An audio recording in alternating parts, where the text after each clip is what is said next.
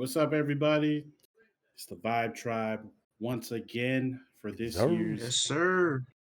this week's podcast. We got Snappy Suga with us. This is Growing Up Islander Tonga. Let's go. So she's here. She's going to educate us on the Tongan culture, everything you need to know, everything we didn't know. But yeah, how's everybody doing? How's your week going? What about you guys? How you been, Big Husky? I'm all right. Still sick. Oh, I'll be all right though. Getting better little by little, but I'll be there. For sure. What about you, Chief? Oh man, I've been doing real good, except for these damn gas passes, but everything's been good. For sure. How about you, Snappy? How you doing? Good. Doing really good. That's just I've been good as well. I was going for a promotion at my job, and yeah, it didn't go well.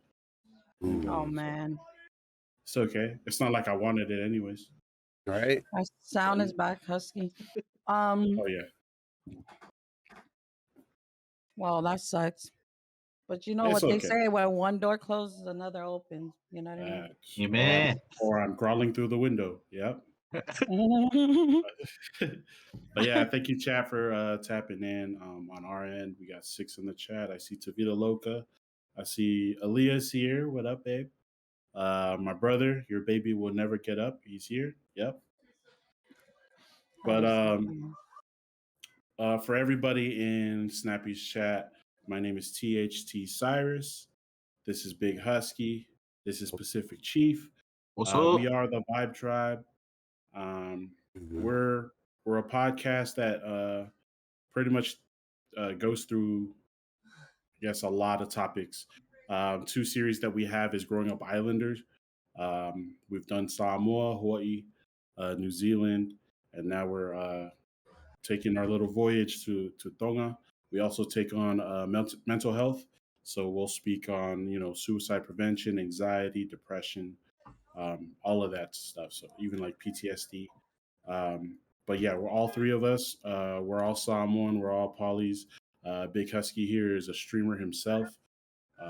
He's pretty cracked at COD and Apex. He plays all these games. He does pretty well for himself. I'm just there to narrate his Moral failures. support. But yeah, so we'll get into the questions that we have. So as far as an introduction, Snappy Suga, who are you and where are you from? Well, for the gamers and the streaming world, everybody knows me as Snappy Suga. But my real name is actually Melisani, which means Mary Jane in Tongan. Oh, So very nice. I was born in Samoa, but I was raised in Hawaii. But my family are Tongan. Actually, my mom is Tongan and my dad is Samoan. Ooh, okay. So you would say that's your connection to the Tongan culture is like through your mom? Yes, I was raised by my mom's side of the family, the Tongan side. Oh, okay. What part of first, what part of Samoa is your family from, and then what part of Tonga is your family from? So my dad is from Lauli'i, Upolu, Okay. but they currently live in Waipunga right now. Okay. And in Tonga, my mom's from Kolofo'o, sorry, Oh, which okay. is in Nuku'alofa, like near Nuku'alofa or in Nuku'alofa. Have you ever been there? Yes. Ooh, what's it like? Like Um. you're so at what age did you go there? So I went there when I was 11, and Okay. when a lot has changed though since I've last been there. Last when I was in there in Tonga, the lifestyle was so different. Not only was the weather is just like Samoa. Okay. I went to Samoa in 2019 and it reminded me of Tonga because it was really hot, like humid Yeah. hot. Year round too, huh? Yes. And it's just their lifestyle and their everything is different there. versus here. Okay, okay. So you said you went there at 11. Like, what was your first impression? Like, um, did you go straight there from Samoa or like from From Hawaii? Hawaii. From Oh, Hawaii. My whole life, I grew up like majority out here, like in the I mean in Hawaii and California. So okay. when I went back to the islands, both Samoa and Tonga, it was different for me. You know what I mean? Because I'm so used to like the island, I mean the Hawaii life and California life. I wasn't used to everything back home. So when I went to Tonga, like I said, well, one thing I remember was waking up like remembering the ladies in the neighbors. All you heard was pounding like all the time. And I always wonder what that pounding was like throughout the whole like time we were there. I would always hear that pounding every day except for Sunday, of Yeah. course. And then finally one day I asked my aunt like what that pounding was, and she said the village is like the ladies, what they do is they're making the tapa. Oh, Oh, So they're out there making tapa. That's what they were pounding. damn. Oh, that's Yeah, dope. right. yeah. And I was like, "Oh, so that's okay." So she kind of took me there, and we kind of like looked. I kind of watched what how they were doing it and stuff, and it was amazing. Like just seeing all of that, was like the best experience I say for me. Yeah, for our viewers, can you explain to them like what the tapa cloth is and stuff? Like what So it I'm sorry, means? the ngatus and stuff. Yeah, like what it So means.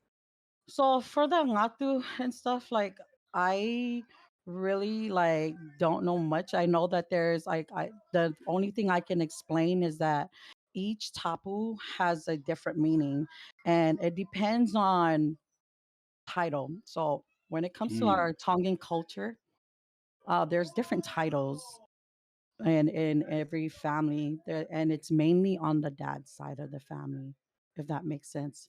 right. Majority of the titles are on, so your dad's family are actually like the royalty above on like any family. Like for me, it's my dad's side. Like if something happens, my dad's side are the ones who are going to represent. So it depends on who you're giving to is how you determine what kind of tapu, or I mean ngatu. We call it ngatu.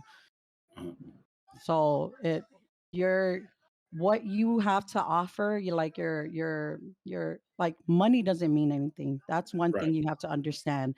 Ngatu means more. Like ngatu, falas, all these stuff, they speak value more than money in our culture. So it depends on what you offer. It tells people who you are and like Oh, you know what I mean? right. And how much this person means to you and stuff. So So that's is the it only more? thing. Is it kind of like a barter system, or Yeah, is it sort just of, more sort of like like exchanging? no, it's more well, it depends on the family. Like I said, a lot has changed. A lot has changed, like nobody does it like the old tradition ways now. Like I said, there's certain titles that everybody has to understand. And if you understand the Tongan background and the Tongan history, it's gonna be hard for well, I mean, for me, it's hard for me to I kind of didn't want to learn, to be honest, just because I felt like it was too much to bear. You know Right. what I mean? Like it was. I felt like the Palangi way was the easiest way to do things and stuff. But then I learned when my father passed away. When my not my biological father, my grandfather is the one who raised me. Right.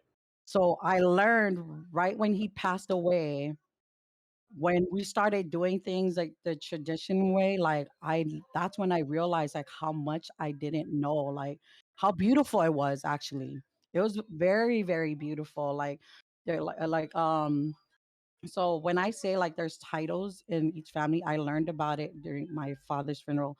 There were we had what fahu, we have mehikitangas, we have like the whole akis, and there's like different titles, and I never understood what they meant. And then like when it was broken down to me, they just basically said, "Oh, it's your father's side.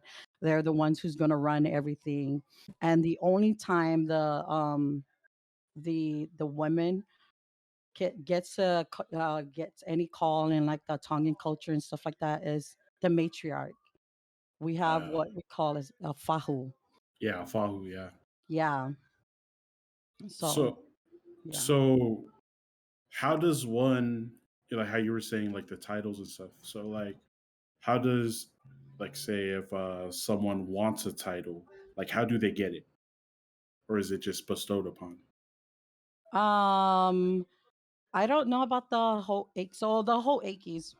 The whole Akis are sort of like the Makais in the Tongan culture. Yeah.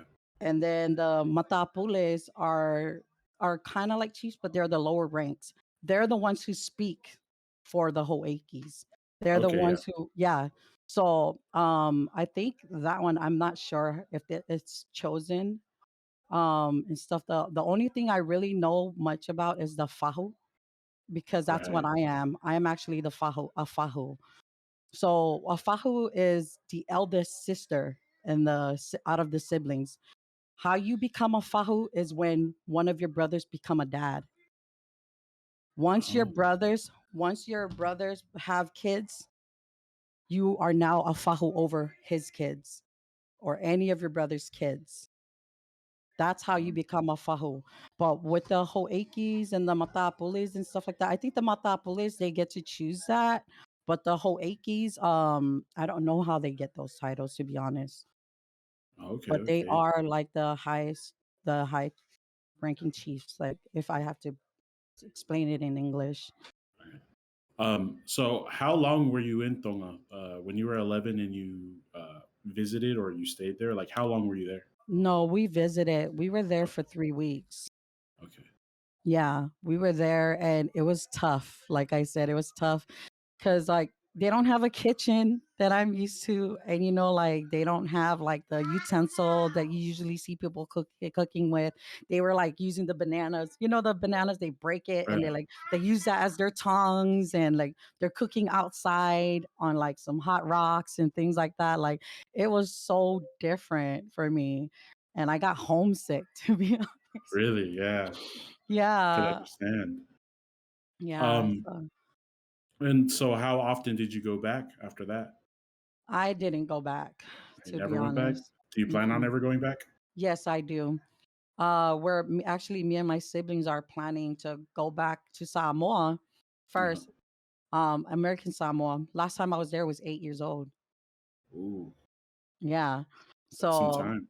yeah. So that was the last time I was there. And then for Tonga, we're planning to go to Samoa first, and then the following year we're planning to go to Tonga. Oh man, And the only I hope reason, that the only happens. I know the only reason why we didn't go back to Tonga because everybody eventually moved to Australia, New Zealand, and like, Right. so there was like our homes is not there anymore. Like there's other people are living there. So majority of our family members had moved out of Tonga. Oh wow. Yeah. So are there? Is it like how do you say, like in the villages where you stayed? Was there like any how do you say, like possession over the land, like saying, your family owned the land that you grew up on or that you were visiting? Like, does that ever happen over there in Tonga? Yes, I know that there is because just because a lot of our family members, but those are mainly for the boys to be honest. Like I know a lot of the people in my family that owns land in Tonga are mostly the boys.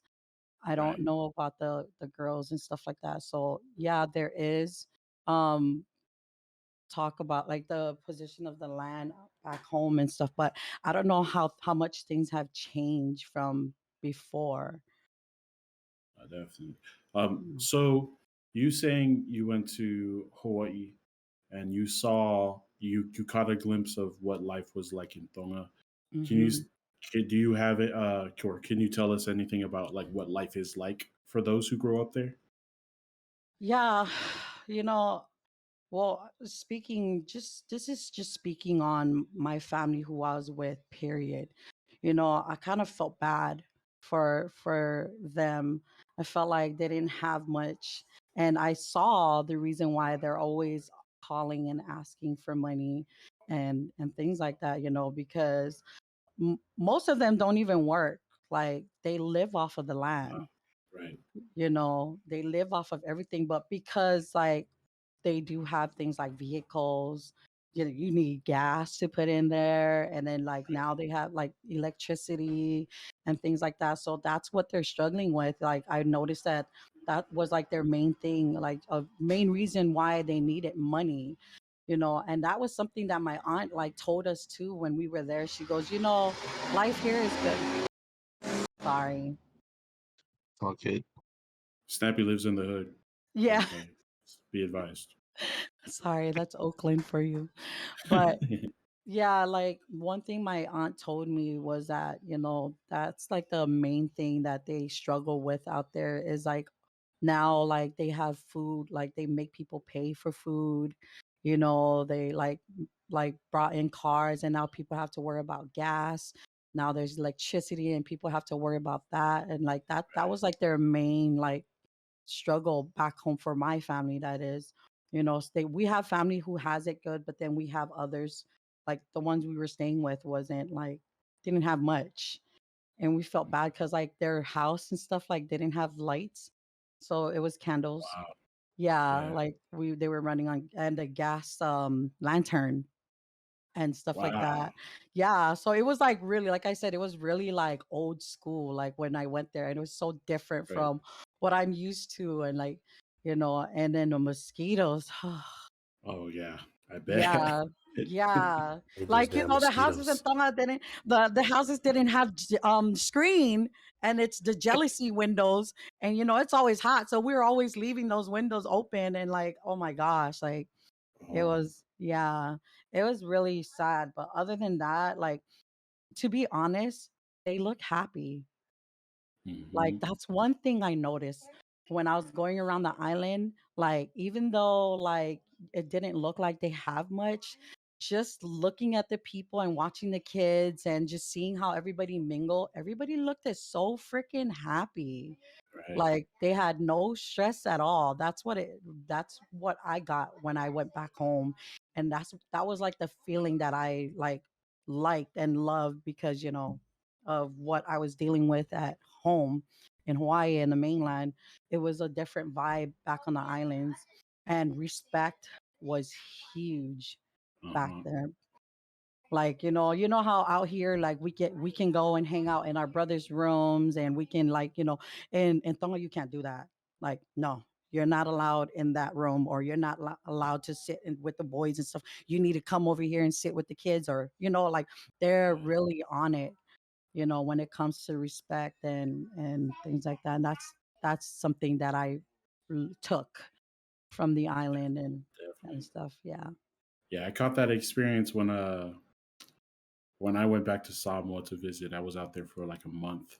And like how you were saying how they were happy with what they have. Like the way I Yeah. looked at it too was, man, like they don't even have a lot, Right. but to Right. them it was like, but we still have it. Like we like, Right. yeah, like we're They okay didn't with show. this. Yeah. They're like, no, we don't care. We don't need all that stuff. Like, we're so happy here. They made it like, they got light candle lanterns, whether yeah, like it was something like that. They still like they made it work. And like it wasn't something that bothered them. Right. No, I yeah, I know what you mean 100%. Like I definitely caught that experience. But you spoke about um what they were going through, Mhm. as far as like what things that could be seen as problems. Do you think that as Pacific Islanders in general that we kind of go through that? I think everybody has like I said, there's certain families that has it well off. And there's some that has it harder than everybody else, you know. So it all depends on each family and your background, and like, I think it just depends on the people. Everybody is different. Right, definitely, definitely. um so you spent most of your time in Hawaii? Yes, Okay. What part of Hawaii were you at? I was in Honolulu, Kalihi. Oh, I was raised in okay. Kalihi. Uh, so just are you connected to any of the Islander streamers from Hawaii that you remember from back when you were in Hawaii? No, I don't know any of them, to be honest. Yeah, I know a lot of gamers who from right, Hawaii, but not streamers. Not definitely, streamers. right. Yeah. And so after Hawaii, like where did you go to? Like what do you mean? Like, where did you move to after Hawaii? Like when you Here, came to Bay the Area. mainland? Bay Area. Okay, okay. And you say you're in Oakland now? Yes. Ooh, so how long have you been in the Bay Area? 10 years, almost 10 years. Oh, so you would say it's home now? Yes. Okay. Um, Yeah. so now that you've pretty much had the experience of, you lived in Samoa for a little bit, you visited Tonga, and you grew up in Hawaii, like with all, pretty much having that islander mentality and having that instilled in you, like what was home life like for you, like throughout your years growing up? It was rough, Was it to be honest. Yes, it was rough. So coming from Samoa, my grandmother's from Tonga, Mhm. so even though we were living in Hawaii, we still pretty much kept things like the Tongan way, you know what I mean? Like she took us around family meetings and we were able to experience all of that. They still like had meetings, they still had like things for like fahus and funerals and things like that. So I was familiar with the culture and what we were supposed to do. And a lot of the things that I like that was rough for me was how, to be honest, like I think this is for both Tongan and Samoan. Like I say the hardest thing for me was respect the elders. You know what I mean? Like definitely? you if I, as a little girl, like, I was taught by my grandmother that, when if somebody hurts you, make sure you tell them straight up. Hmm. Like make sure be straight up, be honest and tell them straight up. But like it's hard as a child when you're taught something like that, and then when something big happens in your life, that's when the culture part comes in, or like, oh, you can't talk about that because that's the elders and you're going to bring shame to the family and this and that and this, like so it kind of confused me growing up, to be honest. And it like so like I say, like one thing that I do appreciate was being taught to speak up, because ever since I was taught to speak up and be honest about something, I couldn't back down from that. Once I learned how to do that, like I just took that and ran with it, to be honest. Like that And was this the thing. this is while you were younger. Yes. What about like in your teenage years? Like, what were the changes that you seen, and um, like what changed over time as far as like your home life and like say like school life as well? So I was a victim of sexual abuse at the age of 8. And like I said, I was taught to speak up. So when I spoke up about it, I became the bad guy. Like, Right, you know, yeah, we had a whole family meeting, and the family members were like, how dare you? How dare you say something like that? Like, you Wow. bring so much shame to the family. Like in the Tongan way, you have to respect him because he's the one who brings money into the house. He's the one that provides for your family. And I'm just like lost. You know what I mean? right. Like, and that shit like kind of fucked me up growing up. Sorry, I don't know if I'm allowed No, to cuss, no. but You say whatever you want. Go Go Yeah, but ahead, for you're it. Snappy. good. You say yeah, whatever you want. but that shit kind of fucked me up because I ended up talking back. Like I started arguing back, like, no, he's like, no, that's not like I don't care like who he is and whatever. So I was then like the freaking they kind of like shunned me, like saying I was a rebel. I didn't belong in the family and I was not allowed around a lot of my cousins and things like that because of what I did. And so it growing up, I spent a lot of time in juvie group homes and things like that, just because people were trying to get rid of me because they didn't like the fact that I would speak up about my experience. Every time like I had the chance to, I always spoke up, and they felt that that brought shame not only to the Tongans but to our family mainly, or Tongan or Samoan. Sorry, Alexa mute. Alexa mute. That's hilarious. Yeah, But sorry. keep But yeah, it's to me the thing, for me, the big thing for me, that when I got into a teenager, I started, I was in a dark place, because when you push a child away, and you teach, well, first when you teach a child to do something, and then when something in the family happens, and you bring up the culture, and you bring up, like, the way of the Tongan and the Samoan way of living, and saying that you have to sweep this under the rug, you have to keep your mouth shut because it brings preach. shame to this people. You know what I mean? That's how you fuck a child up. You know what I mean? Yeah, It 100%. messed me up big time, because I was there, like y'all taught me to speak up. Like, Mhm. so I'm not allowed to speak up about this situation just because he's a Right. family member. You know what I mean? Like, that shit don't make sense to me. Why would you teach me to do something, and then when something like this happens, I'm not allowed to speak?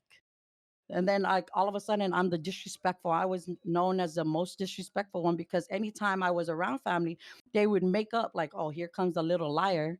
Here comes, Right. you know what I mean? And I was Yep. like, Yep. and I would turn around, and I'm already a teenager, so now I don't I already got the don't give a fuck attitude anymore. Yeah. So now I'm disrespecting people. I'm like, what you said? Like, Uh, what you mean by that? So I'm starting to fight back. I'm starting to argue back. So for me, respect is important, but you know, s- draw some boundaries. right. You need to draw some boundaries somewhere. You can't be an elder and talk down to me Yeah. as an adult. You can't come and belittle me. You can't be belittling our family and stuff like that and think it's okay. You Yeah. know, Nowadays, like, as like well, even growing up as a teenager, you talk down to me like that, even if you're older or whatever, you getting cussed out. Yeah. Uh-huh. And that was something that was hard for me, but I just didn't like the way it was. How you had to sweep everything under the rug, and then you get shamed for something that, I was 8 years old. I had Yeah. no control over the situation. You know Yeah. what I mean? And you guys gonna sit there and say, no, you wanted it. You're the one who teased him, and like, you're the one, like, what? Yeah. Wow. You know what I Nah. mean? Like Oh, I know, that sis. that like that was like the I think that's why today, like, I'm comfortable. Like, I got love from my family and all, but I love them from afar. You Uh-huh. know what I mean? That's the best way to live it, because every time I come around family, those shit comes up. Right. Those things comes up. It's PTSD, your trauma, and everything. Like, just the shit just comes up every time. So I've always lived away, far away from everybody. Kind of Yeah. pushed everybody and the culture away and everything. Like, I just didn't want nothing to do with it, to be honest.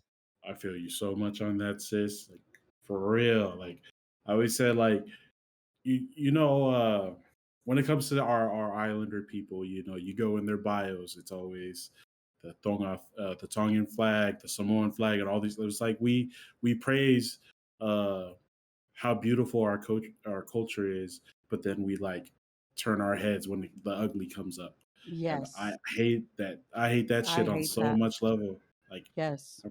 and then like I see in your chat how Tokua Gaming says respect goes both ways for real. Like I, I I've been like that my whole life, just like you.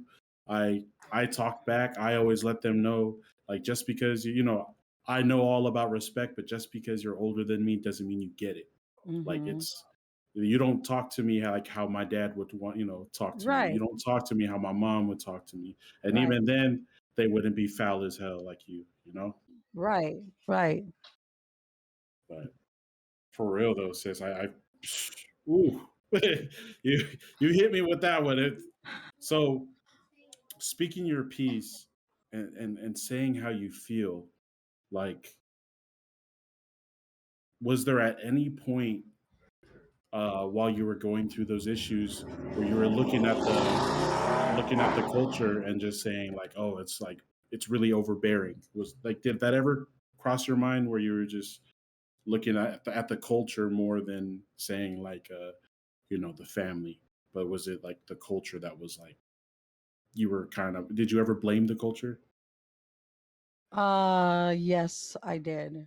I, I did blame both culture. It's just because we're taught the fasa or the tapu in Tongan. You know what I mean? Like we're taught like to, like you said, like we're there's things that like I feel like respect is like the biggest thing about it, but it's because of the way that we do things, because of our titles, because of like Mm, the what everybody has to uphold for the Polynesians is the reason why they yep. sweep all this stuff down, because it debunks everything. Like, if or once they start saying this, or they're gonna say we're no longer the high chief, or we're Mhm. no longer this and that. You know what I mean? So I feel like that's the reason why people have so much pride, and Hmm. they're willing to protect that pride than to protect the victims. Right. I I feel you, So sis. I think that's the reason why I felt like, man, if this person wasn't this, it would have been easier for me to report him or talk about him. You know what I mean? Because but because he's a high respected person, or because this person is a high respected person within our culture, we can't say nothing, because of their title, and they will be protected by the elders, and they will be protected by the people Right. who are, you know what I mean, like. And so we the younger generation tends to get victimized a lot, and we get blamed, and Uh huh.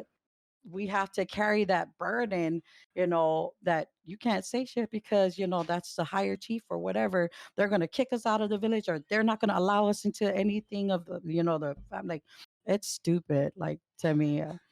Like, I think that's what made me hate it so much. Right. Did you ever? I mean, I know you hated it, and speaking to you and hearing you talk now, um, I know you love our people and and Yeah, and what we stand for. The true beauty of who right. we are. Like, at what point made you in your life did you start loving the culture again? Um, I gotta say, it's just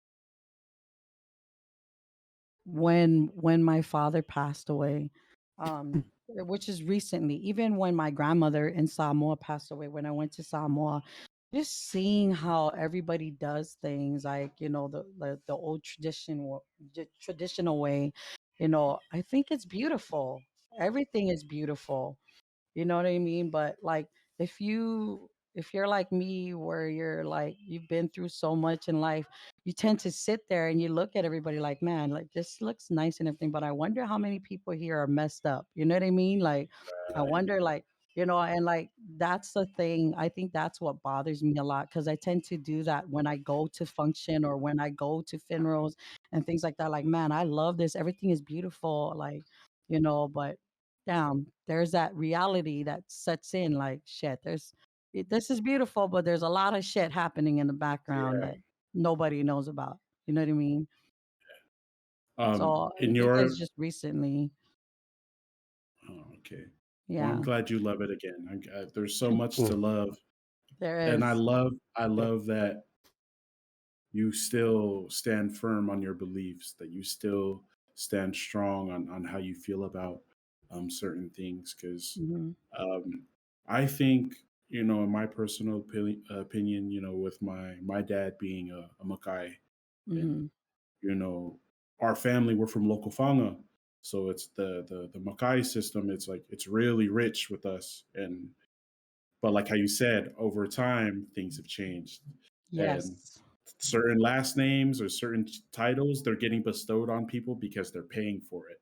And my Right. dad, he's currently a Makai in Samoa, and he gives me the insights of what's going on, and just to hear that you know things are changing, but I only bring that up because I believe how our people were meant to talk about things like this. Like this is what Hmm. we're supposed. I don't know at what part in time that everything started changing, where feelings started becoming more greedy about, oh, don't say that, don't say that, sweep it under the rug. I don't know at what Right. point in time that started happening, because it happens everywhere.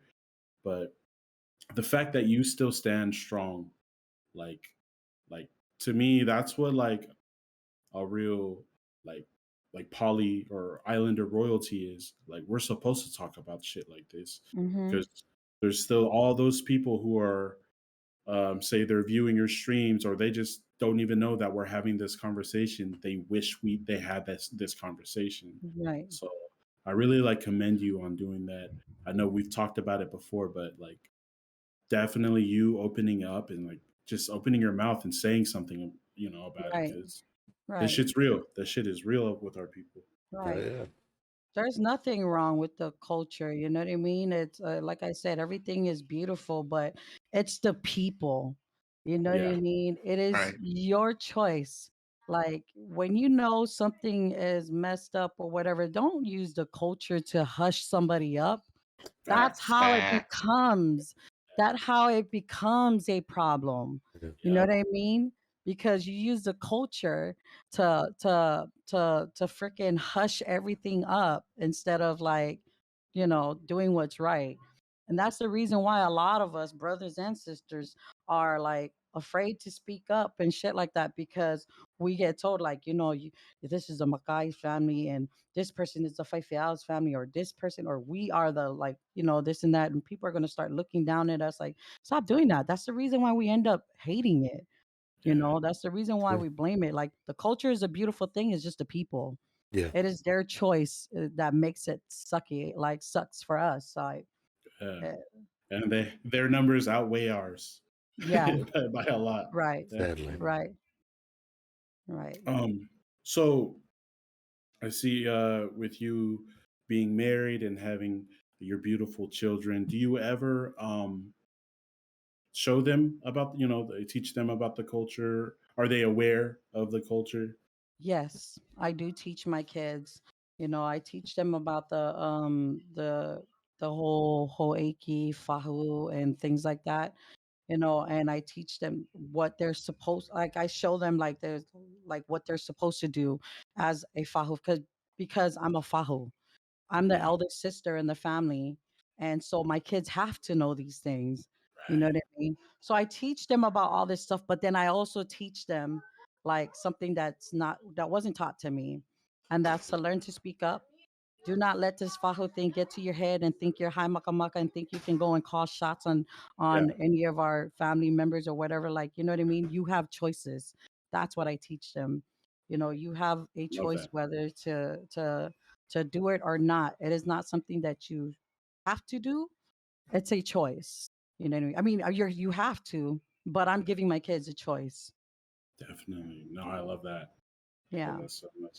Do you plan on taking them with you? I know you say you're trying to take those trips back to the islands. You taking the babies with you? Actually, my it's only me and my siblings and Oh, my okay. mom. Yeah. We just want to go back and get in touch with our roots, you know what I mean? Again. Because like I said, we grew up in Samoa, I mean in Hawaii, but even when we were living in Samoa, like we remember the lifestyle, and even if we were in Samoa, we still did things like the Tongan way. Like if Mhm. somebody passed away, we still had to wear a ta'ovala. That was something. Yeah. Like that's something that I still do this day, till this day. I say it's still wear the ta'ovala and stuff. All right. Since you brought that up, one of the questions I came up with was, being that um, with our Samoan and Tongan brothers and sisters. We come from the same place. Like we're all part Tongan, part Samoan somehow. Like, what are the differences between the two cultures? Because I've been to Samoan funerals, I've been to Tongan funerals, and of course, it's Americanized because it's we're here in America. But Yeah. like, are there like what are like the more significant differences between uh, the two cultures? I feel because Tonga, the Samoan side, we have the Macais, right? And like they are the most important people, especially even the Owls too. They come after, I believe they come after the I mean the Macais when it comes to like funerals and things like that. And so it's the same with the Tongan side, but the Tongan side, the matriarchs are the most important one when it comes to funerals and parties and stuff like that. It's the fahos. They're the most important one that you have to acknowledge, and they're the ones that you have to look to. So so like I said, fahos is different from hoekis. Hoekis are more like the Macais. They're the Mm. head of the family. But the Fahus, like when it comes to like the funeral and stuff, like they're the most important people there. So that's different. That's the difference between the Samoan and Tongan. So so I know in like when things go on, it's always like the Makai that's up, at the highest. Even like Mm-hmm. the Makais, like the orators, the ones who talk. Um, do the Fahus do that at all, or is it more like what do they do like as far as actions? So my duty as a Fahu is I actually use back in the days. Kanyelu, just to answer your question, a Fahu is a matriarch. So how one becomes a Fahu is when it's the oldest sister. It's the oldest girl out of your siblings. She becomes a fahu when any of her brothers bear kids. When they have kids, that's Mm. how you become a fahu. But you're not a fahu over your sibling. You're not a fahu over your brothers. You're fahu over their kids. So your job was supposed to be you're supposed to name the kids, Ooh. which is Yeah. something that has changed.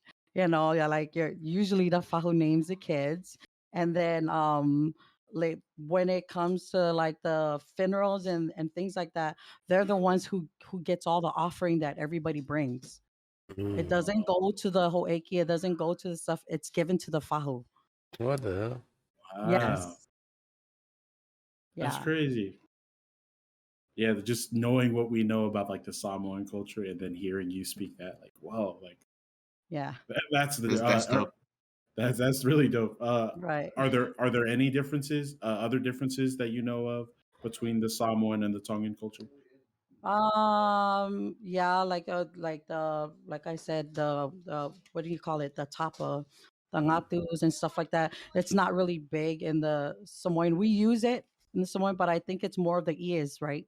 The Yeah. ears Yeah, are yeah. like the highest thing for the Tongan. Uh, It's the ngatus. You know what I mean? Like the ngatus are like the most important thing. I feel like it's that. What do you call those? The ngatus and the falas and stuff like that. That's the difference. um, It's well, I know for the Samoans, it's like the Iakonga. They call it the Iakonga, yeah, and that's like the biggest thing. right. I I don't know why.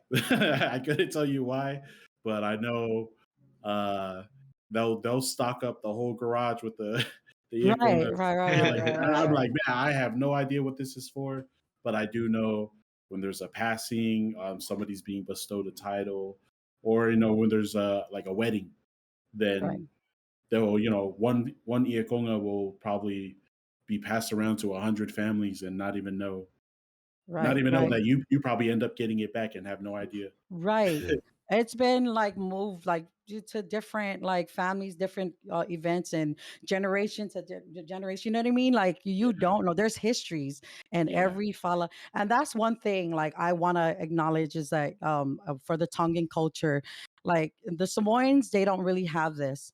Tongan culture, when someone pass away in your family, like I said, your father's side is the Aki. That's the they're the royal, kind of like the Yeah. royalty family, sort of. That's how I see it. So everybody on your dad's side, like if it's my dad that passed away, we're the ones that wears the big fala. Yeah. It's called the pulo. Like Yeah. we're the ones who pulo, and so is his youngest brother. His kids has to pulo too. So that's how it is for the Tongan tradition, and the same with the fahu. It comes from your father's side. So Okay. because my father passed away, his older sister's kids or grandkids or on her line of the family has to be the one who comes to fahu. So like I Oh, said, everything comes from your father's side. Mhm. And so what do you call it? When your mother passes away, we don't pulo. Like, the kids don't pulo because that's Okay. our mom. But whoever's her fahu, they have to come and pulo, and you know what I mean? Like there's like a whole, like it carries on to the mother's side, but then yeah. again, it's her father's side.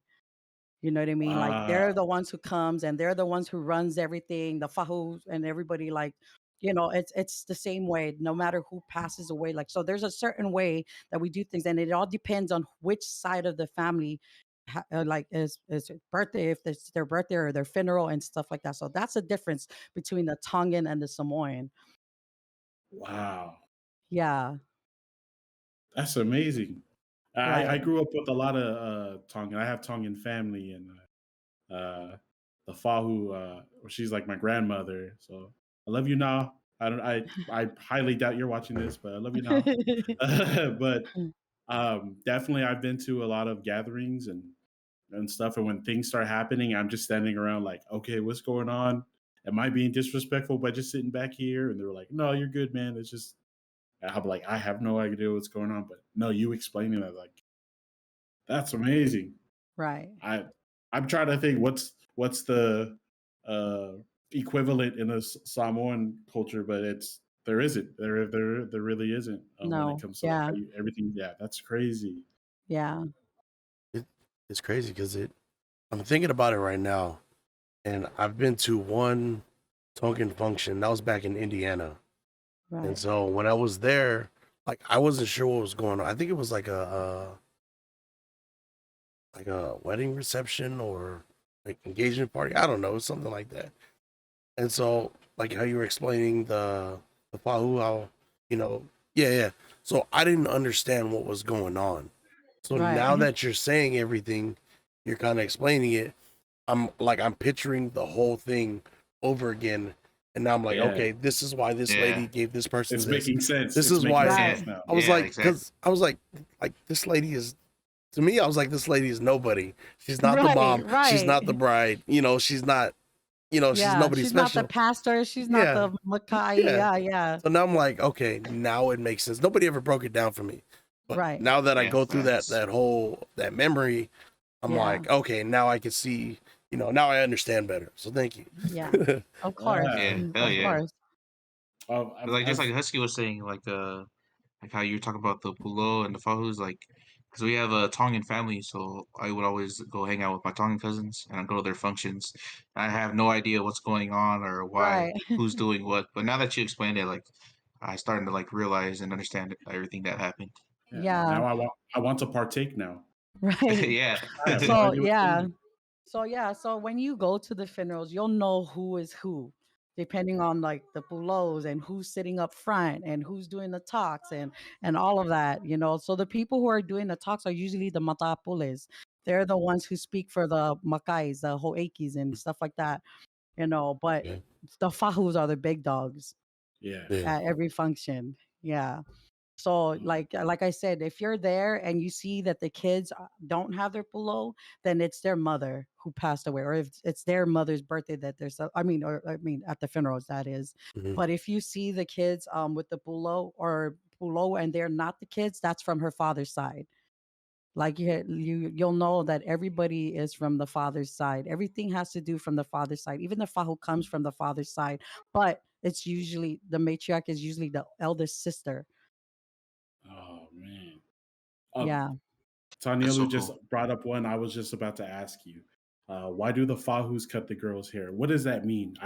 I've seen it happen, and I'm like, why are you cutting this girl's hair? But it's like a lock or something. But Right. like, what is that, and what does that mean? To be honest, like I like don't know, to be honest.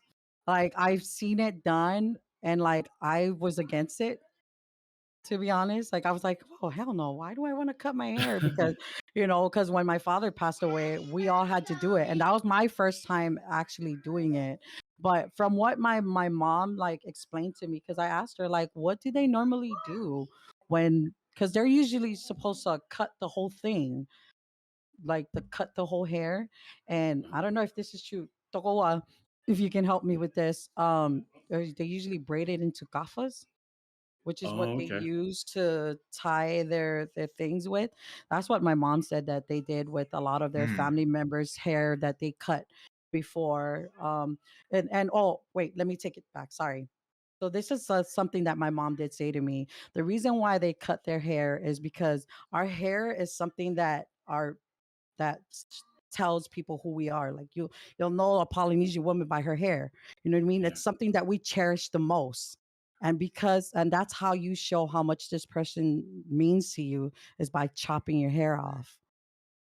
That's how my mom kind Ooh, of explained it to me. Yeah. Because I asked her, I was like, why do I have to cut my hair? Like, I don't want to cut my hair. And she goes, this is how you show how much you love your father, the person is by giving up something that we cherish the most, which to us Polynesian women is our hair. the hair. Yeah, yeah. Yeah. Yeah, yeah. I've seen it so much. So Shoot, that's I something that my mom, yeah, it's just showing your respect and showing how much that person means to you is the reason why you chop your hair. wow. Yeah. That's beautiful, actually. Yeah. Sorry, it took me a while. Sometimes I Right. black out or blank out, like when you ask questions, I'm like, wait, I forgot. Like, but then yeah, it came to me. So yeah, that's why. Wow. So you educating us on the Tongan culture and telling us about your past. For the outsiders, like for those who aren't Tongan, um, did you ever get looked at a certain way just because you being an islander or just you being Tongan? I get looked at by our own people. I feel you. Like the Samoans look at me like different because they swear I'm just full Tongan, and the Tongan look at me like I'm full Samoan. You know what I mean? But yeah,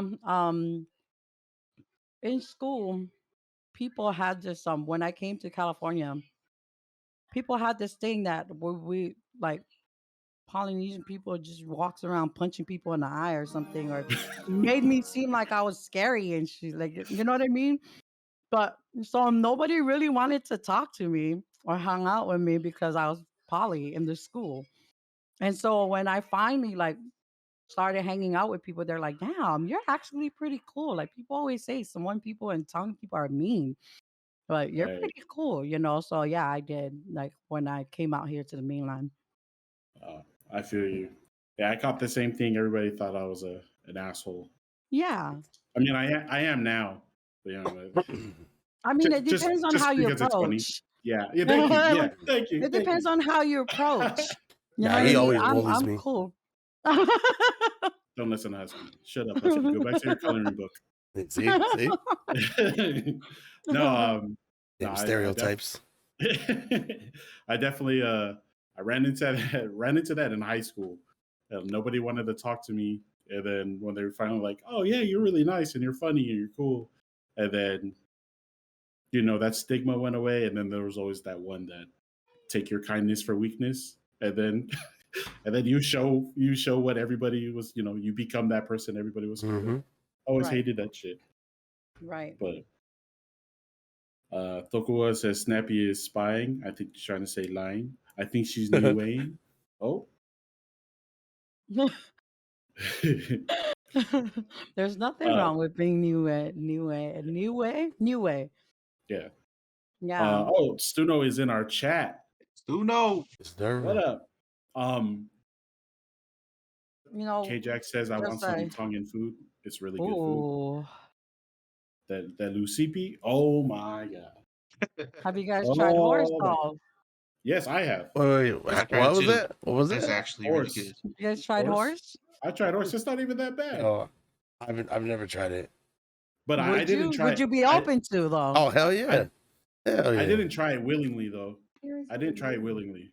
Always gotta try something once. Yeah. Like Okay. it, I go back. I ate it and was like, "Oh, this is good." And they were like, "It's horse." So I'm like, "Oh, all right." I wish you would have told me before, but it's actually pretty good. That's good. Horse is good they- for you. Put your hair in your chest. Even for the girls. Nah. Too much for that. Too much for that. I was just joking. Too many already. But no, everybody in our chat, if you guys are monitoring it, Chief and Husky. Anybody in the chat who has anything they want to ask Snappy about the culture, just about herself, let us know, please. Yeah, they want to know what does it consist of? Is it gamey? Or like what is the taste? I mean, you're referring to Lucipi. Yeah. Lucipi or Samoa, it's lamb. Oh, no, it's a horse. Oh, horse. Horse. Oh, Lamb is Lucipi. good. I love lamb. Lucipi is so I want to fire. say it's, yeah. I want to say it's like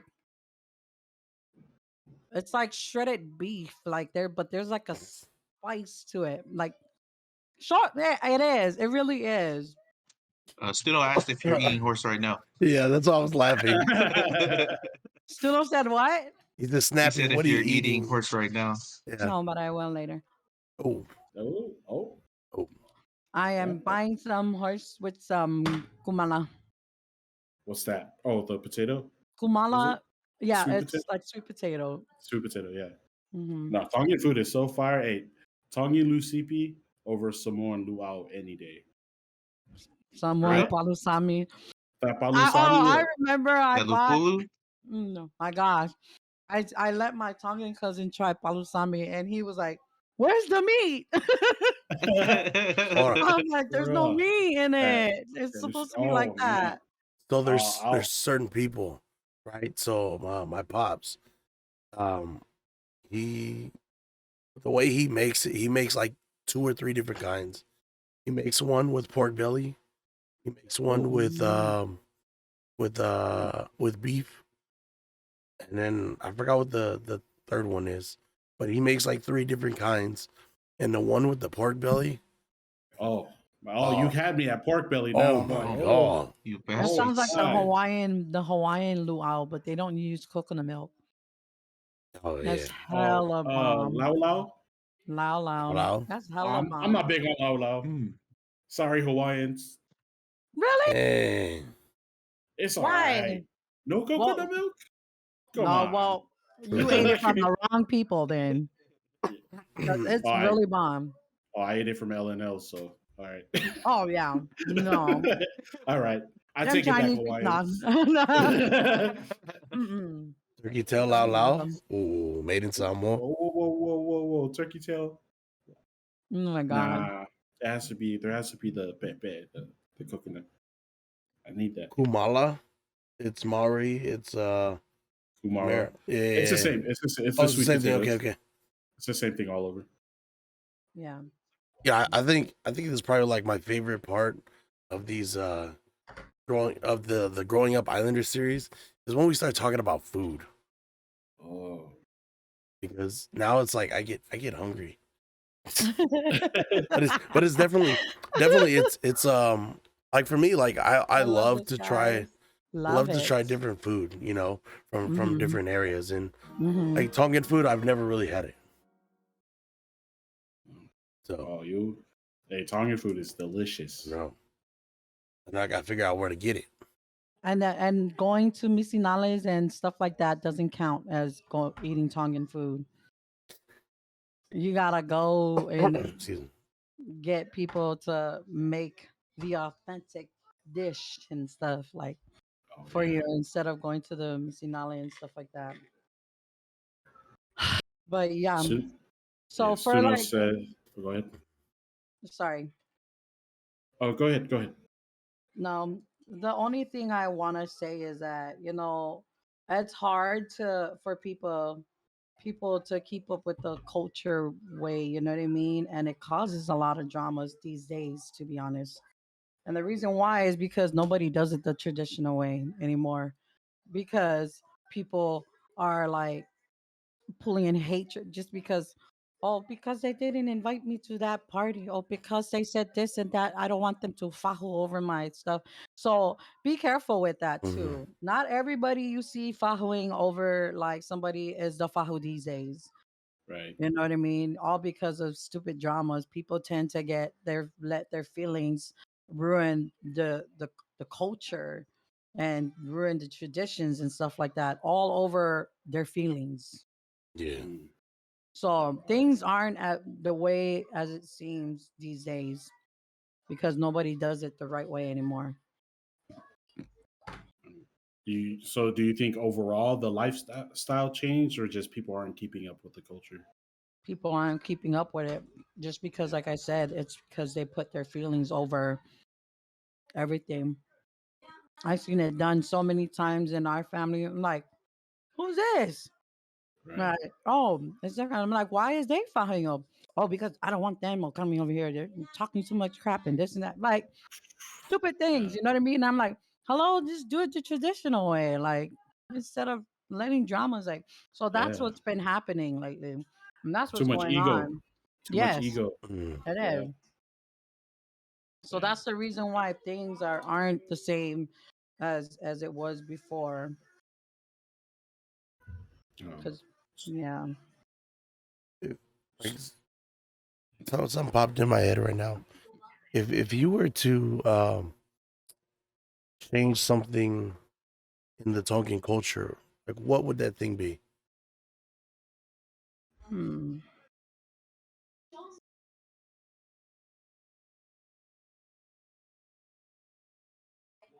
I really don't want to change nothing in the culture, to be honest. Mhm. I feel like it's just the people. mm-hmm. Facts. Because, like I Yeah. said, both Tongan and Samoan have beautiful cultures. You know what I mean? Yeah. But it's how the people use it. You know what I mean? As a tool. You know what I mean? Yes. Like that's the issue. That's where the issue comes in. You know what I mean? And that's why we tend to blame the culture. We blame everything, is because they use that as a tool to hush us in a lot of things, Yeah. and they gotta understand it's their mindset, it's the people's mindset and stuff like that. A lot of us are so prideful. We're taught to like hush things up that we don't even know how to voice when we're broken because we're prideful ourselves. You know what I mean? We're taught that Polynesian people are strong. We can take anything, but we Mm. freaking suffer silently because of Oh, that ego. Yeah. Yep. You know what I mean? There's that stigma that like, well, you can't go to therapy because it's white people's shit or it's weak. Like anytime you talk about PTSD or any type of mental health, it's a sign of weakness. And so a lot of us, because we were taught that, we have that mentality that we're so scared to speak up because you think it makes you look weak. Yeah. And that's yeah. because people has been using our culture to as a tool to sweep shit under the rug. Yeah. So I Hundred wouldn't percent. change nothing. I wouldn't change nothing about the culture. It's just people need to change their mindset. Right. Yeah. It's crazy to see how such a beautiful culture is being held back by like its own people. Mhm. It You know. is. Yeah. It That's is. It is. yeah. I feel you on that, sis. Being Samoan, 100%. It's exactly the same. Like it's how do you say it? Because I suffer from like mental health issues and stuff, and it's because I like how you said can't voice none of that, you know. Right. And so hearing you talk, and I'm trying to think back, like what changed? Like why did why did the Mackays stop being the Mackays? Like if you're supposed to be the voice of the family, but then you turn around and you take the voice away from the family, then Mm-hmm. then what? Like what's the point of us, you know, trying to keep this culture alive if they, they're changing it, for their, like how you said, their own power, their own. Mm-hmm. Yeah, it's crazy, It's all sis. about control.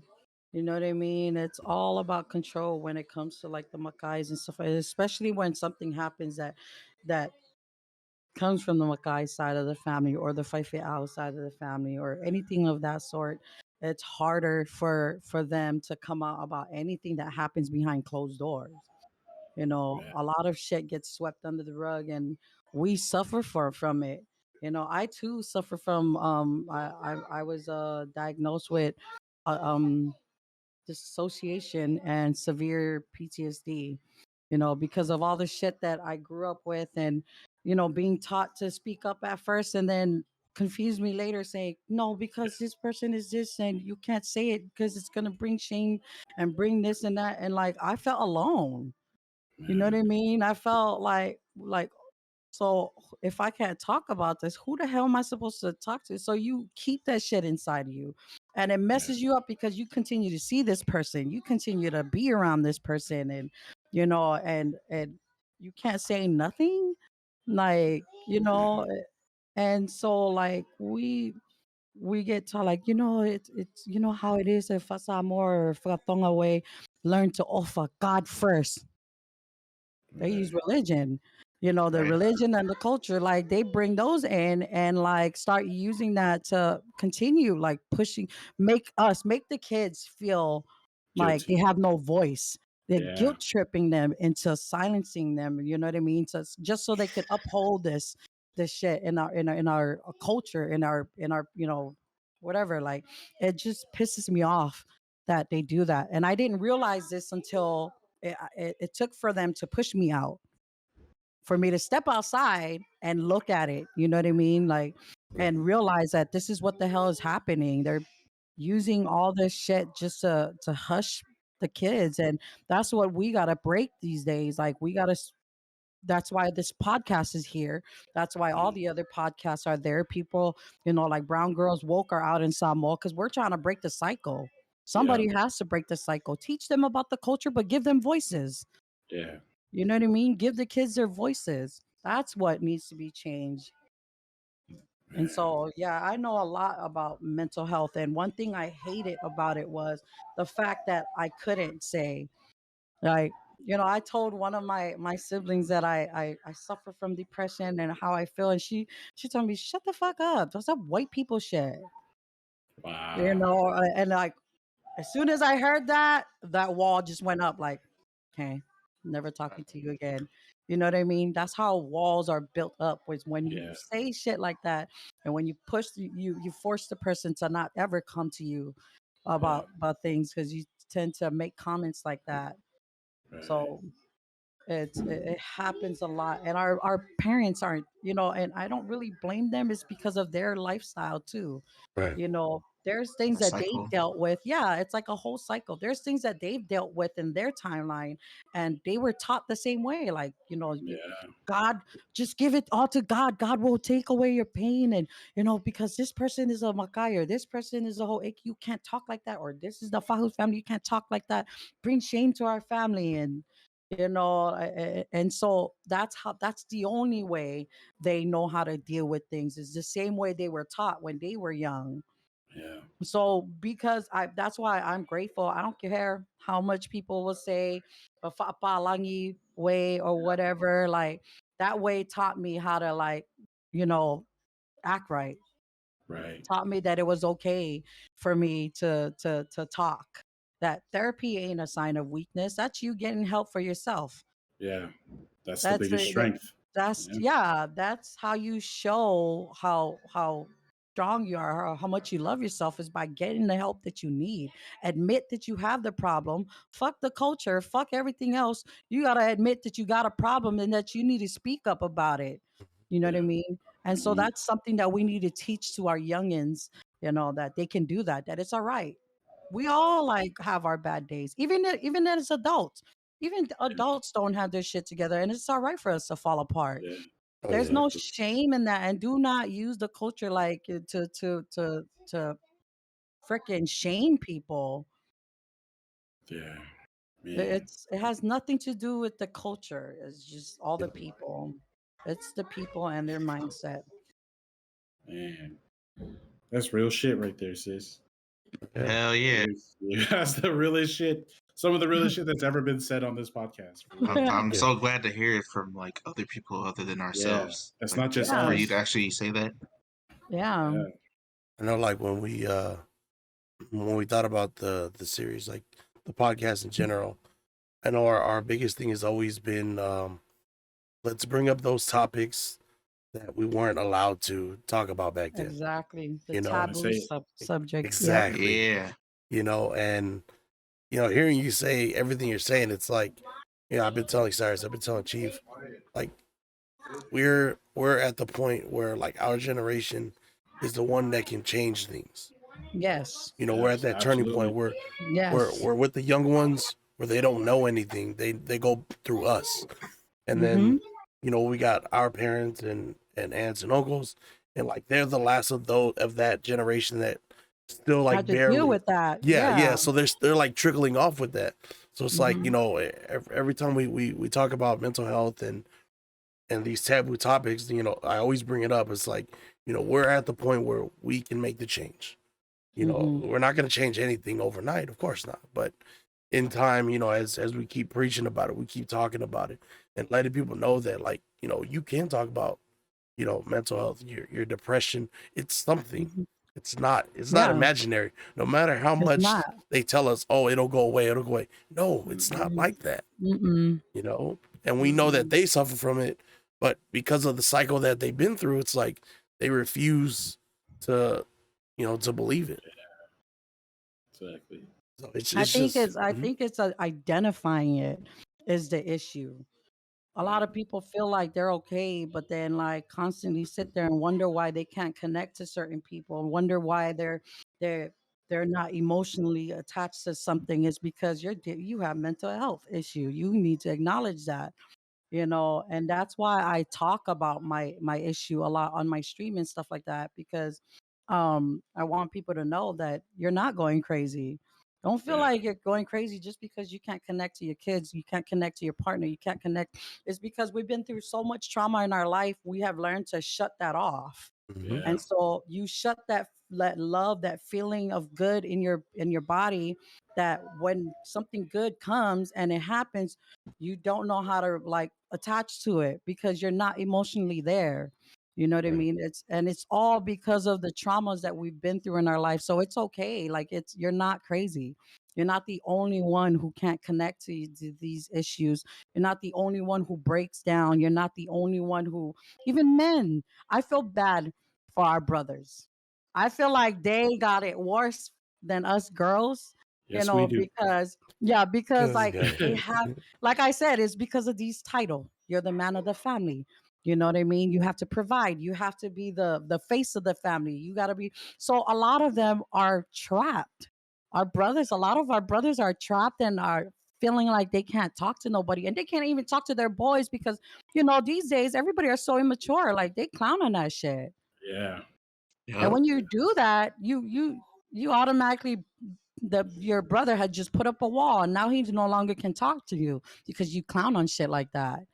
We have to understand that everybody struggles, not just women, men struggles too. Mhm. And they struggle a lot more than us because they got to struggle in silence because they got to uphold this title Yeah. as a man, as a brother, as the father figure, the head of the family and stuff. So they Suck it suffer up. in They silence. suck it up. Yep. Yeah. They're forced to suck it up. Yeah. So everybody suffers, not just us women. Yeah, for real. It's definitely it's a battle, and it's crazy because I've been seeing it a lot on TikTok lately about men suffering in silence. There's always one video that it just comes out of nowhere, and it's just like, are you a guy? Are you the man? Are you the brother? Are you the father? Are you the head of your household? and then they like dive into it, and it's just like it's okay, Then they just start saying the little spiel, but it's like it's crazy because yeah, they just get swept under the rug, suffer in silence. That shit sucks. Hmm. Yeah, for real. That's why a lot of our brothers react as anger. That Yeah, anger is a sign of trauma. You know yeah, what I mean? That's their only gateway. That's the only way they could get their feelings out is by Mhm. showing anger. Because whatever this person did, it is not the real reason why they're really angry. oh, It's because I'm it getting you. triggered. You just triggered something, and you was Yeah, about to get your ass whooping for a I lifetime of just said, problems that I I had. was just about to say that. I was just about to say that. Yeah, so it's a triggering thing. So a lot of our brothers and them gets triggered, and that's why they react the way they do. Is because that's the trauma. That's the sign of trauma right there. Man, real. So definitely you speaking on that, man. Everybody in our chat and Snappy's chat, just people around the world, man, Hmm. you heard it here first. You heard it from Snappy, who went through what she went through, uh, from Husky, from me and Pacific Chief. Um, yeah, it's real. It's real. Acknowledgement is the first. Is that first thing you have to go through, and pretty much you'll pretty much build your strength from that. But Hmm. yeah, don't feel ashamed. Don't feel like, Hmm. oh, there's something wrong with me. There's nothing wrong with you. Nope. Absolutely not. Yeah, Nope. Man, Snappy dropping gems right now. dropping Yeah. bombs, Right. bars. Yeah. Yeah. Anybody, anything from the chat? And you got any questions from the chat? No questions, but it's a lot. It's a lot, but Yeah. they Chat is. Yep. yeah, they agree with Snappy saying, and they're dropping more into it as well. So definitely everybody's in agreement that it's sucks. Yeah. Hmm. And it's not just with us Islanders. It's No. It's it's with everybody. Hmm. everybody. Yeah. We Hmm. we just speak from our viewpoint because we know what it comes with, what leads Right. up to. Definitely. Right. Um, I know you already said a lot, but if you could speak to the youth back home, back in the islands, back in Tonga, what's some advice you would give them? Um, that was something that I sat with today. If you have like 10 of them or 50 of them, you can say whatever you want, sis. Get it out. Right. Right. I just want to let them know, you know what I mean, that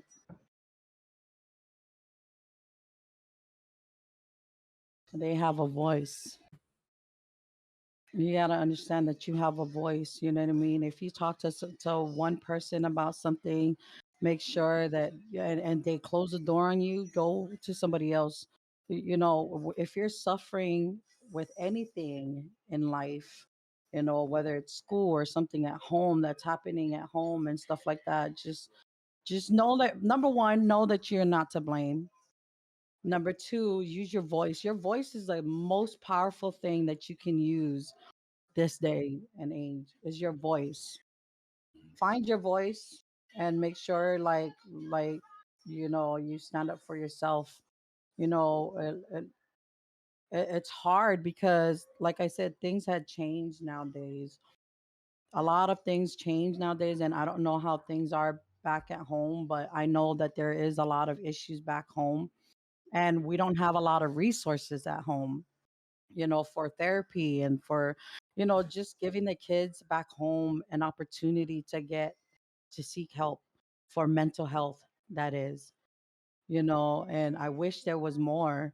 But, I feel like with now that we have like electronics technology and things like that, you now have a way to reach out, like to people and talk and just voice whatever is bothering you in your life.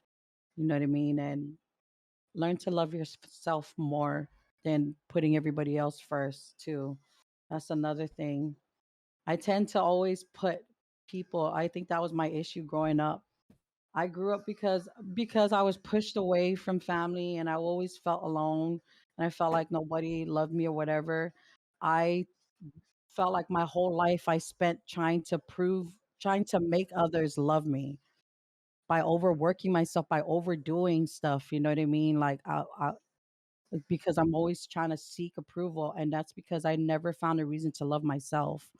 So loving yourself, taking care of yourself, mentally, emotionally, physically is the most important thing that you need to take care of. But that starts with you.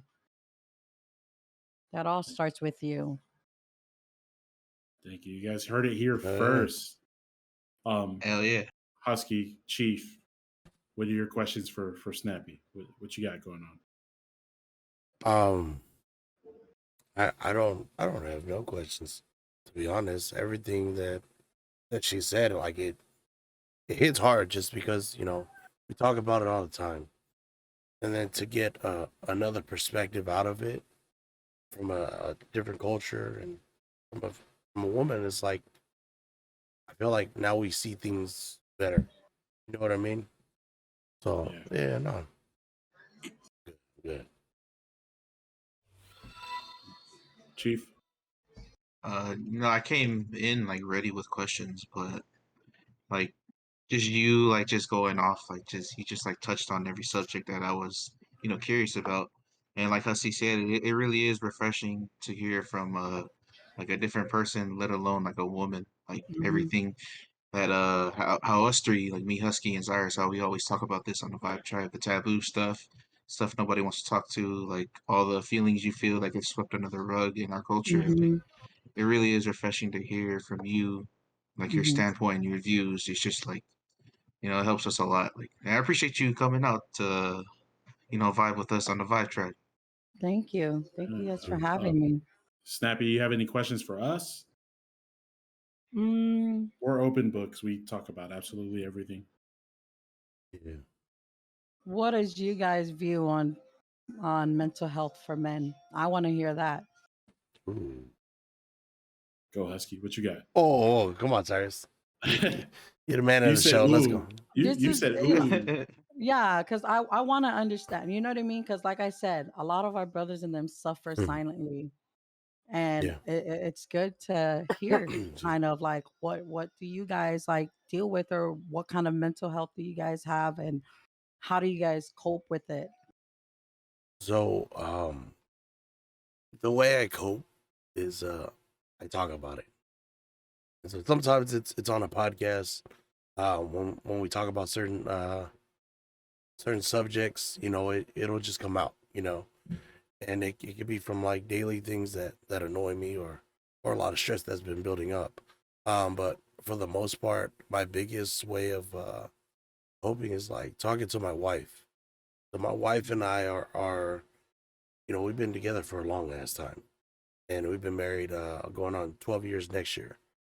And so we've Mm. through all the Congratulations. the fighting, the struggle, and all that, like we got to the point to where now it's like we can communicate, and for me, like without feeling ashamed, without feeling Mm. like I'm belittling myself and looking weak. And she's done a great job of reminding me, babe, it's okay, talk to me, like what's going on, because she can see it in my face. I hide it, I try to hide it all the time, and no matter what I do, and she'll just pick at it. She could just wake up, and I just say like one little remark, and then she just looks at me like, hey, what's going on, you know so I feel like having somebody that you can talk to is the most important thing, especially if you have a spouse, because one, it brings you closer together. You guys have no secrets. You're able to communicate, because communication is key, especially when you're in a long-term relationship. That's how you make things, allow things to continue to grow and just become stronger. So that's like it's probably like my biggest thing is being able to communicate with my wife. Hmm. Chief? Like let's say like so like with our podcast, we've had the mental health series that we've been doing throughout the year, and like before like even this podcast or whatever, I never really had like an outlet to like talk about it. Just like how you said, like I was like raised on the old school stuff, just man up, suck it up, you know, sweep it under the rug type stuff. and Mm-hmm. I'm still kind of like that, but like Cyrus, Husky, like this podcast, like those are my go-to guys. Like if I have something I need to talk about, even my friends out of this, there's people I can talk to that like we see eye to eye on these type of subjects. But like before, it was just like I didn't really know how to express like how I felt about like my mental health. I didn't really know like the first step into like going about it because it was always like how you say like taboo like within our cultures, our families. Like the generation before us, like my pops and all his brothers and them. It wasn't really something they talked about. Mm-hmm. But like going through with the VybeTrybe, like it really helped out because I started like seeing things about myself that like this is what's going on, and I could talk about it, and I don't feel as embarrassed, to come Mm-hmm. out about it. Like if Mm-hmm. anything, it like makes me feel proud about who I am now as a person. But really, it was how I coped with it was my older brother Cyrus right here. He's really helped me out through a lot, and I've seen a lot of things he's gone through, and he's really open about it, and that just like blesses like my life on what I can do about it. Yeah, that's how I cope with it. Nice. Uh, with me, man, I can go on for days. um, through a lot. Um, I went through depression, anxiety, suicide. Uh, went through a lot because like I said, my grandfather, he's my dad who raised me, and he's a Makai, and he was like the most important Makai. So Mm-hmm. he didn't know how to talk to me. He knew there was a problem, and he was kind of that hope for me because he would at least ask what's wrong. You know, um, I went through a lot. Um, he's found a couple of my suicide notes, um, and he stopped it. Um, I went through a lot. Like I tried to use music as a way to cope with everything. Everybody thinks because I'm a rapper that that's how I vent, Mm-hmm. and that's like kind of far from the truth. Music it's an extension of me because I've been doing it for so long. It's just a part of me. So when I hurt, my music hurts too. Like the pain is in there.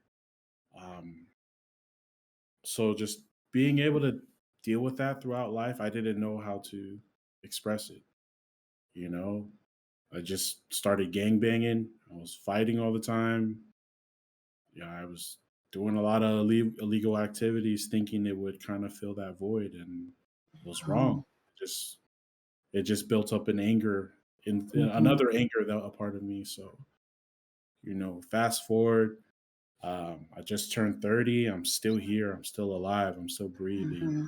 and I'm here with my brothers, uh, Husky and Chief, and getting to talk to them. You know, a lot of the times when we're on when we do this podcast, you know, it gets real. It gets real, and there's times where we've cried. Like we'll cry on stream, and it's because Husky cries the most. Um, but it's because it feels like a burden has been lifted. Yeah. I tell I would say, like, just because someone um, carries a burden well, it doesn't mean it's not heavy on them. And Mm-hmm. man, like for real, talking to my brothers right here, having other people on here talking to us. Um, my girlfriend Aaliyah, she was in the chat. I think she still is. Getting to talk to her, talking to my family, like how Husky was saying, we're that generation that we're getting to that point where we're recognizing the cycle. And now I'm like the big brother to like 50 brothers and sisters, and now I'm coaching them and teaching them the right way. Yeah. So I'm coping through a lot of it, a lot of doing this, hearing you talk, I know I've heard you talk in your stream. I know you did that YouTube video. I watched that. Like, you know, everybody go check that out. Um, it like Husky kept saying it. Like, man, it feels so good seeing someone else, Mhm. you know, kind of relate to us. You know, Yeah.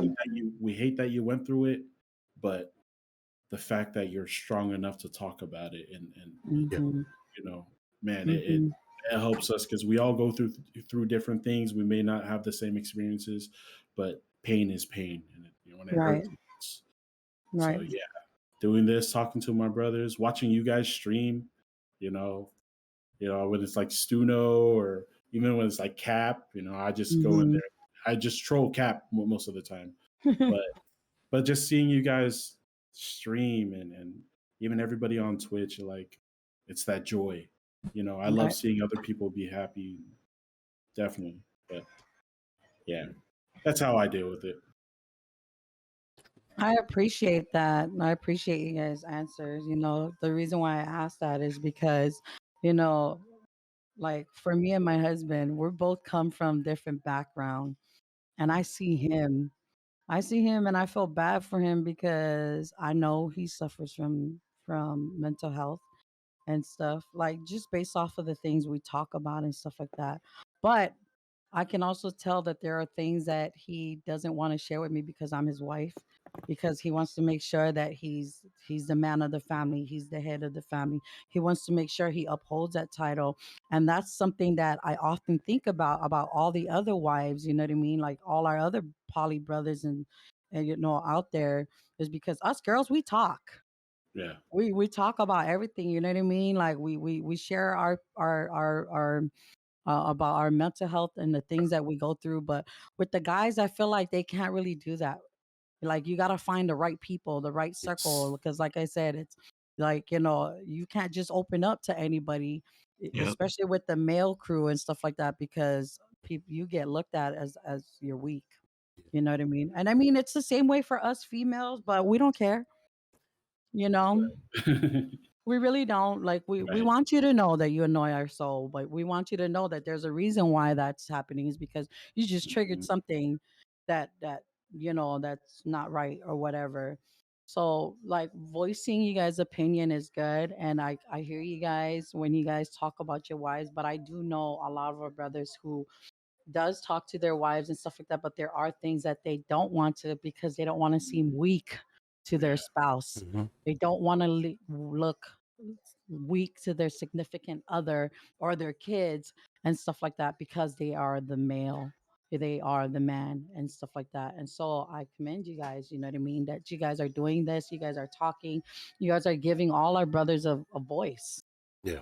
I've been doing this, but there's been a lot of other females who came out, and I'm proud of all our Mhm. sisters who's been coming out talking about the taboo subject, things getting swept under the rug and stuff like that within our family. But then our brothers need to do a lot more of that. We need hmm to see a lot more of our brothers coming out and speaking about it instead of suffering in silence. yeah, You know, 100%. it's there is nothing wrong with any of us. Even people who are not Polynesian goes through this. Yeah, Everybody suffers. It's just something we that sucks about our human. We have emotions, you know, Mhm. and some people just don't know how to deal with that. And I feel like your voice, even for kids, our voice is the strongest tool that we can use. yeah, hundred If we percent. stop shaming people and stop making fun of people when they come and talk to you about something, maybe you would hear a lot more about what's really happening behind closed doors. You know what I mean? Maybe then you'll understand the person who you're chilling with, who you're making fun of, and maybe have a different approach next time. It all depends on the people with everything that we do in life. But our voice and you guys talking about it, I thank you guys for doing that, because like I 100. said, a lot of our brothers need that. A lot of our brothers need that. Definitely, definitely, man. Thank you so much for joining us. It Of course, of means course. so much. Like I Hell said, yeah. I'm a fan first. Just hearing about what you're doing for our community, after hearing your story, um, and educating us on Tonga and all of the issues that we may go through throughout life, like definitely, the poly gaming page, as long as you're running it, like you pretty much created a haven for everyone to go to. Mm. And I know they're going to be checking out your streams more. um, but definitely, no, thank you so much, um, for coming on here. It means a lot, like for Of real. Like course. I kept telling these guys, like, man, Snappy, that's the boss right there. Like He we're gonna does. skip it. We're gonna skip everybody and just go to the final boss and just grab her and just, hey, Snappy, you want to be on the podcast? Um, so, Husky created alerts for you on our page. So your merch, your Instagram, your TikTok, your Facebook, it's all on there for our Oh, chat to thank see. you. Um, is there anybody you want to shout out? Yeah. Gamers, entrepreneurs, anybody. Like you don't have Yeah, to. I You don't mean, have to. You don't have to say Stuno's name because he's in here. he famous already. He get I many know. shout outs, that guy. Nah, nah, but I want to shout out the whole poly community. You know what I mean? Like, I am so proud to see like a lot more poly streamers. Because, like I said, back then it was just a handful of us, but now there's so much. You know what I mean? Especially our Twitch streamers. That's who I I Oh I yeah. want to shout out. Everybody who streams on Twitch. I feel sorry because I get banned a lot on Facebook for oversharing. I never knew there was such a thing. There's a All right. limit, you Damn, know, They I hate didn't it. know that. They hate it when you support, huh? yeah, they don't like the support, but yeah, I do shout them out, or I do share their stuff in Discord. So shout out to everybody who streams on Twitch. They're the ones that need the most love. The most help is over on Twitch side. So everybody from Poly Gaming page on Facebook and on Twitch, man, our Poly streamers keep grinding because it is a grind. I hope you guys are doing this for fun. Because if you coming in here for money, good luck. It's a Taking over grind. the world. Yeah. Yeah. But we up there, we climbing. Stuno's paving Stuno and Aloha Mai and Hisoka and them. Everybody's paving the way for us Polynesians. You know what I Let's mean? go. So Yeah, shout Stuno out is to the man. everybody. Yeah, Yes. Yes. Apparently he's the And godfather of Warzone too. he said he's the godfather of Warzone, and then he said you're the auntie of. that's all right. He didn't say godfather, he meant grandfather. Oh, Oh, yeah. Oh, Oh, So oh, oh, he yeah. calling said out the age. Let's go. grandfather. Hey, That's what oh, it yeah. is. He missed Mm. that's a typo error. It's not a Oh, godfather, it's oh, yeah. grandfather. Oh, grandfather So because he can't yes, see. Oh, I'm yeah. an auntie. So yeah, yes. So you can be grandfather though, Papa San. That's my Papa San, Papa guys. Let's San. Papa talk about son. Papa San. What about you, Husky? You got any shout outs? Um, yeah. I want to shout out the people that's like I've been sick these last 2 weeks, but you know, my live's been kind of off. But when I do, like I've been seeing the same people come in and like they're always supporting me. Heaven's Savior. I know you shouted out him a while back, but that's my dude. We always Cyrus and I, we already know Chief. We always go to his streams. Cyrus just dropped his anthem out already, so he's loving it. yeah. Go check that out. K Jax has always been there too. And then the newest member to our community that Cyrus told me about it, and we've been trying to heavily push her out there and get her with the real supporters that we have. Yep. Her name is Jay Christine. Shout out to her. She's doing a good job right now.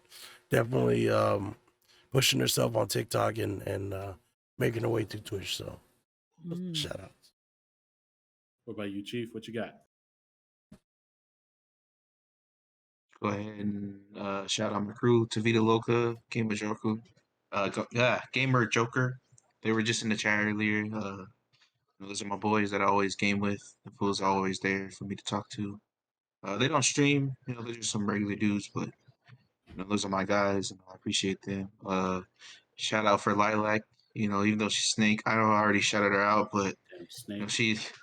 she always she's always supporting the Vibe Tribe, always giving us the love, sharing our stuff everywhere on Instagram. And shout out to you, Snappy. It was a Thank Yeah. blessing for you. you to come on here and bless the Vibe Tribe with your presence and your stories. Hell Thank you And we yeah. guys for really having appreciate, me. hell yeah, we really appreciate you coming on here. And Thank yeah, you that's my guys for shout having outs. me. Of course. Shout outs. Pretty much everybody who came in the chat to hang out with us. I see Stuno Gaming, Free Smoke. Mhm. Shout out to Free. Uh, I think, Fineone. yeah, I think she's gonna have a Horton. baby soon. Who? Is it Free Smoke that's having a baby? Oh yeah, congratulations, sis. I seen Free. her post Oh, today. she was like, Yeah. Hmm. She named the baby Hey, Cyrus. don't laugh. I was So reading something. um Congratulations, but no, sis. congratulations to her. No, she's awesome. I'm always clowning her in her stream. Um but really just shout out to everyone who always vibes with us.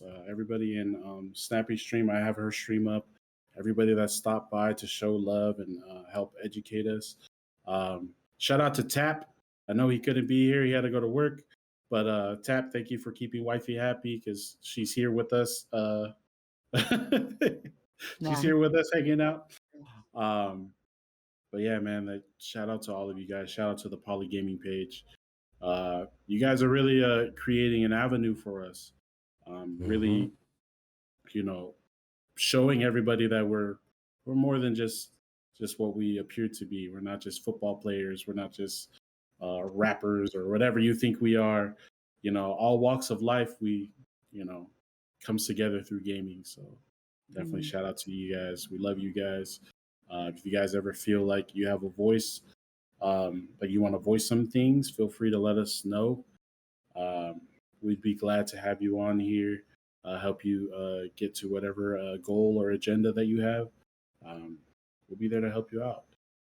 Um, Anything else, guys, before we close out this stream?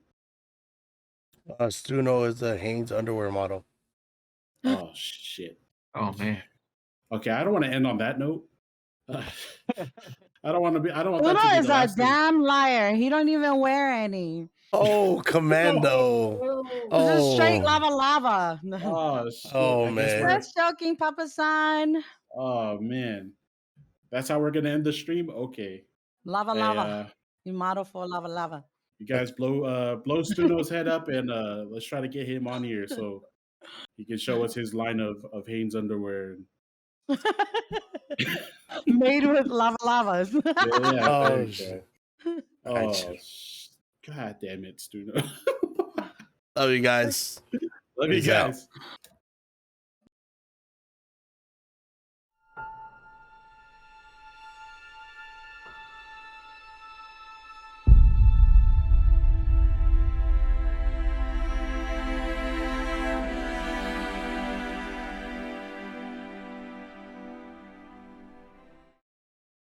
Wait, what new track? Oh, he wants to hear the Stuno said played a new track. Which one? Which one, Stuno? Oh he's shoot! And I ended my stream already. oh, it's all good. He wants to hear not the Lico one. What's the other one? I forgot the name of my own song. I think I know which one. What's the other one I sent you? Let me go look for it.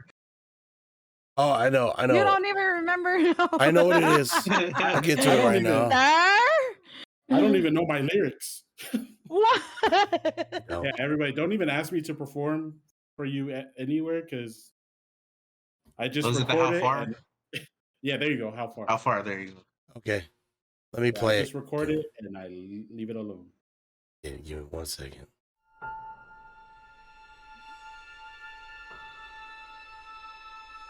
Oh, so we have to go to stream. Okay, I'll mute myself.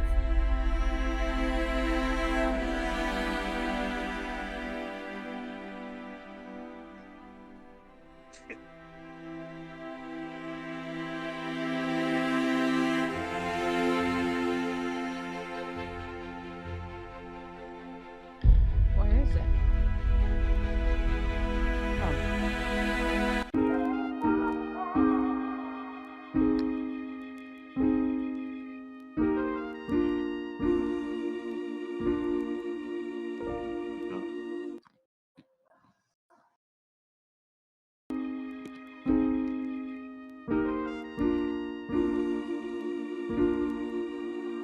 how far I'm willing to go.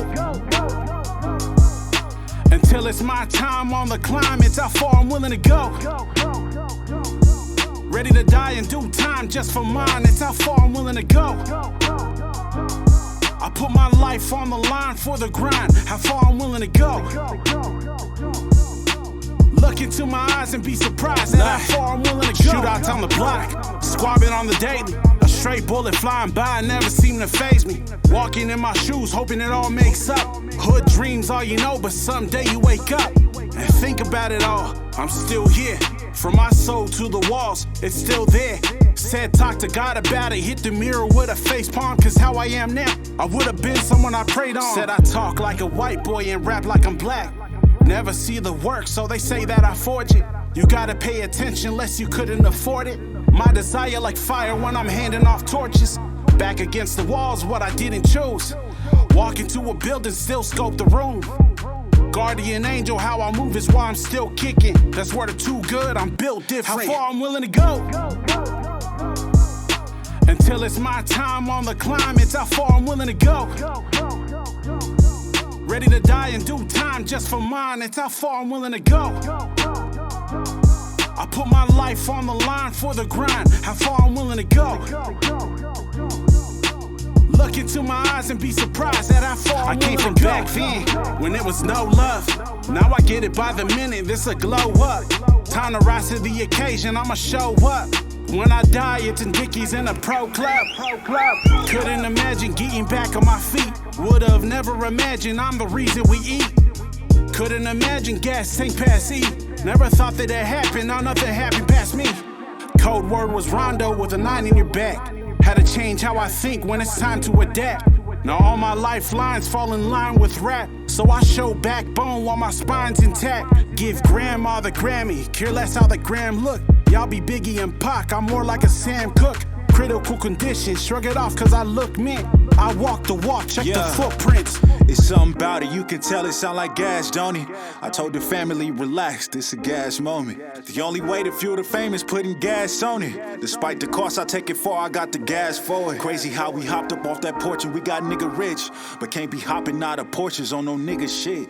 We gotta grow up off that lean and become activists. Take a knee and pray to God that I don't ever have to cap a nigga. Cause our people keep dying, it's bigger shit on the line. You should be focused on open businesses, not up in mine. Know you had to skate with that 3-8 cause you out on your grind. Too much on your plate cause you lay hate eat away at your pride. Tucking that MJ up on his waist, that 4-5 on his side. Streets got him on 10 cause he get 8 if it's less than a 9. That's the way they caught his daddy in that caddy, he didn't have his eye. Now let Brody like a tiger in them woods trying to earn him some strides. But that's how far he'll go, cause he got family at home. And they all look at him like he the next heir to the throne. Before you judge him off the news, put yourself in Brody's shoes. If you grew up how I grew up, ain't no telling what you do.